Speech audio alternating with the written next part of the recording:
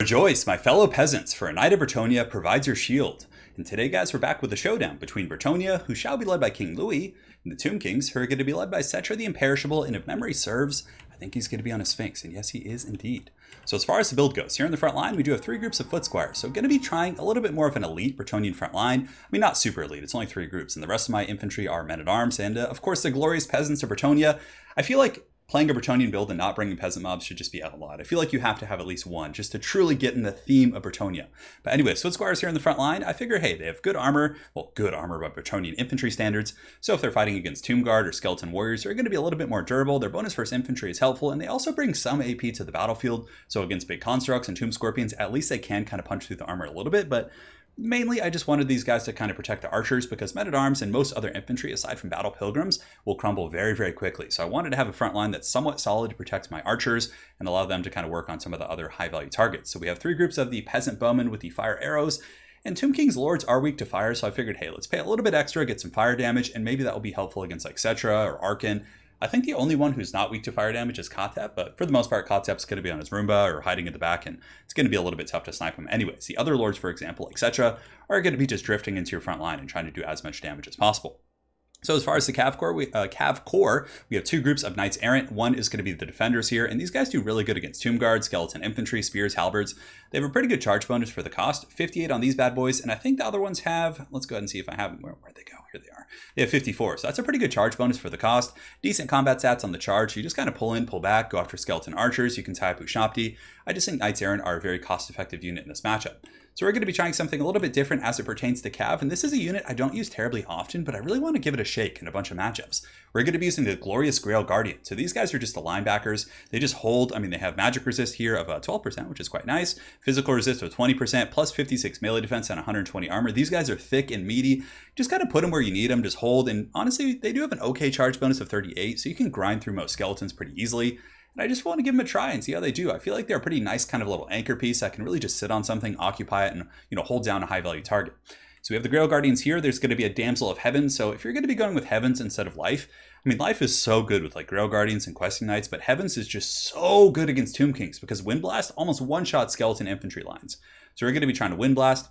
And of course, Lewin is a strong independent king. He doesn't need no life caster, and he's going to be healing himself because he is indeed the beloved son of Bretonnia, and he does have an ability that heals himself. We have 1 group of Questing Knights as well to get a little bit of AP against big constructs. So hopefully it'll be enough. I mean, I have Lewin, I have the Questing Knights here, and aside from that, I don't have too much anti-large though, aside from maybe the archers, I guess, but it's going to be tough, yeah, for sure, against Tomb Kings. But trying something different, we'll see if it works. On the flanks, we have 2 groups of men-at-arms here and peasant mobs, and yeah, it's pretty much the same formation on the other side. So for my opponent, pretty standard anti-Bretonnian build. You can see it's going to be Cetra, and Cetra, even though it says quote-unquote bonus versus infantry, is pretty good versus enemy lords, even on the Sphinx, good weapon strength, and he has some really good debuffs as well. The Incantation of Desiccation lowers melee attack and melee defense, and he does also have Narrow's Incantation of Protection to make him very, very tough to take down. That's almost 50% ward save against most units, so that's quite strong. So for the front line, it's going to be a combination of Tomb Guard and Skeleton Warriors, and it's going to be a Bow-Shopti build. So Bow-Shopti are very strong. Bretonnia doesn't have, I mean, field trebuchets can't really counterfire these guys, so you're going to have to advance and get in there, and then they protect them with halberds and spears, and it becomes really, really nasty. So the Bow-Shopti build, very strong, great armor piercing against Bretonnia Knights, and it really just becomes a ticking clock. Can you get into the back line and shut down the Bow-Shopti before they tear apart your Knights? It's very stressful for sure. He's got some halberds, and he does also have the Eyes of the Desert. So these sneaky snakes, truly the sneakiest of snakes, they do also have stock. So I can't see these guys until it's too late. And the spring and poison, range attacks, anti-large, armor piercing, a pretty good tool against Bretonnia. I'm kind of on the fence about whether they're worth it versus Necropolis Knights. Necropolis Knights are a little bit quicker and have poison in their melee attacks, but these guys are still, I think have a good application against Bretonnia. That's pretty much it. He does have some Nehekar horsemen on the flanks who he'll probably be using to go after my archers. We'll find out, and let's get this show on the road. So he's going to be taking up the defensive position, which makes sense, obviously. So I get the high ground here. It's not really going to help, unfortunately. I don't have like any ranged tools that I can force him to charge me up on the hill. So basically, I'm just going to have to advance over the hill. And you can see here I am going to be walking my forces. They're moving fast right now, but in just a second, I will be switching it over to moving. So that's something that I've been kind of trying to focus on. If I don't have to run, I don't, right? I mean, just walk and save the fatigue here. I mean, some of them will move fast to try and keep up here, but for the most part, my formation has been given the order to actually just walk here. So we're going to be walking over this hill nice and slow. And the only time I'm going to run is when I get in range of the Ushabti Great Bows. You know, because games really sometimes do come down to fatigue and exhaustion and things like that. So I was just thinking about that. I'm like, man, I should really, put more of an effort on trying to make sure my troops aren't exhausted here. So we're going to be moving slowly down the hill. The Ushabti Great Bows are going to be posturing to get in position. Cetra may charge in, just get a little bit of free harass. I mean, I don't have a ton of things to really punish him. And I wonder who would win in a duel between him and Lewin. Lewin has 56, 45, 450 with a big charge bonus. 36, 42, 490. So weapon strength a little bit higher on Cetra, but the stats on Lewin, of course, are better, and he does have healing. So it's something to think about. Plus, the Sword of Corone is really, really good. I mean, that item is incredibly powerful, lowering armor, all kinds of good stuff. So we are now going to be advancing here. We're in range of the Ushabti Great Bows, which are going to be surging forward. And these Desert Bone Boys are going to be taking some pot shots up there at King Lewin. So I'm going to be trying to juke here. You can see I'm going back and forth. And I believe I do take one bolt, but Lewin should be able to heal up there. But he was able to force me back, and now Cetra is going to be going in the front line here, just getting some freebies here on my foot squires. A little bit sloppy there in my positioning. Now he's going to be shooting at the defenders there and, getting some peppering damage against my knights. So Cetra is going to be coming in. My archers are going to be opening up, and it actually gets some okay damage. Cetra is weak to fire damage, so that's going to be quite nice, but he gets a huge, just punishing charge right there, which was quite nasty. And the King of Bretonnia is not going to take that shit. He's going to fly out there and see what he can do. Knights in the front line are going to be charging in, and the first group is going to be hammering into these guys, and I think they're targeting them. I can't remember if I was targeting or clicking behind them. But we get an okay charge there, and Lewin is going to be jumping over there on Cetra, and hopefully he's going to be able to kind of punch Cetra, or at least force him to run and kind of be in a bit of a scary situation. Now the frontline fighting's underway. My cav have hammered into the front line, but now we're going to be pushing through. The Questing Knights have gotten into the back here, and the Peasant Bowmen are also unleashing their fire arrows. I'm just going to focus all my firepower onto the Ushabti. Even if I only do one damage at a time, I'm like, yeah, it'll add up. I really need to kill these guys. But the Questing Knights, I'm spam clicking. I have these guys, I'm just clicking into the back line, trying to get onto the Ushabti, and the Questing Knights are really cutting them down pretty efficiently. Grail Guardians on the other side do engage on these Tomb Guard, just trying to help out there and chip down this formation for these men-at-arms, and now the fighting is underway. So in the center pocket, we're going to be dropping Curse of the Midnight Wind, which should be slapping the base on a couple units. So we do hit some Skeleton Warriors, I think. Oh, no, that was actually him. I remember I cast it here in a second. But anyways, Questing Knights in the back have gotten in, but the Halberds are going to be searching forward to kind of interrupt these guys.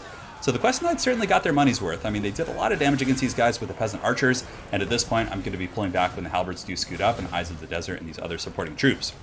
So one group of Ushabti bows is pretty much offline. I mean, they have a couple models left, but the other two are still in really good shape, and I believe they're just sitting and shooting at Lewin this entire game.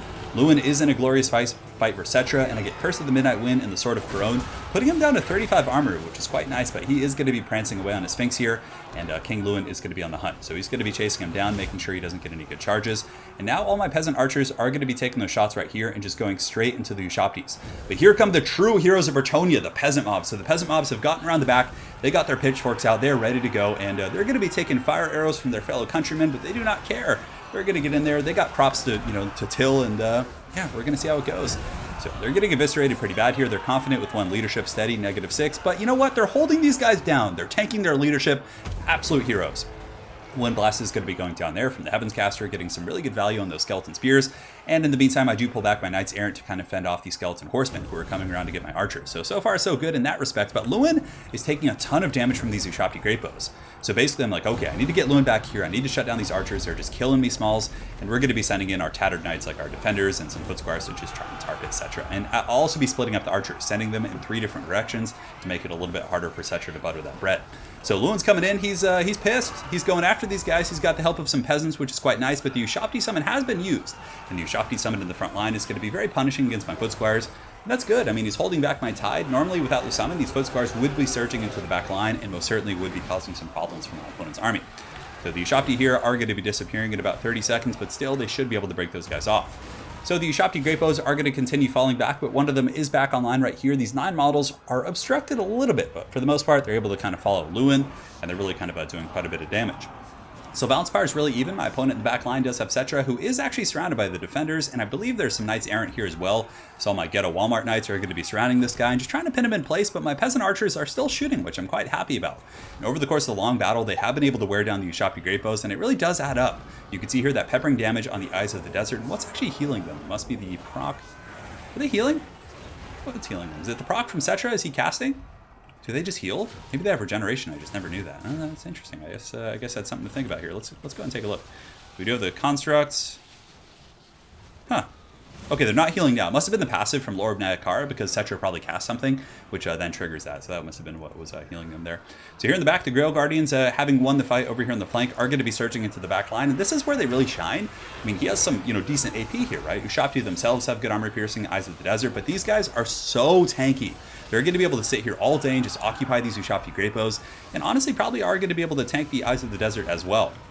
So bounce power is still quite even, and now we're going to be going back here. King Lewin does get Harmonic Convergence. He comes back here with the Sword of Corone to really soften up Cetra, and the low armor is actually going to be really synergistic here with the Peasant Bowman, who are going to be taxing into this guy. But Lewin's very low, but he's, oh man, 0 leadership, -7. He's just going in, trying to finish this guy off, but the Tomb Guard with Halberds are going to be surging in here. So Lewin actually breaks. He's broken now at this point, 0 leadership, and he's going to be fleeing the scene. So I have to be careful. Ushabti Great Bows in guard mode could certainly take him down, and it looks like one group of Ushabti here. I believe these guys are in guard mode. I think some of them were shooting at Lewin.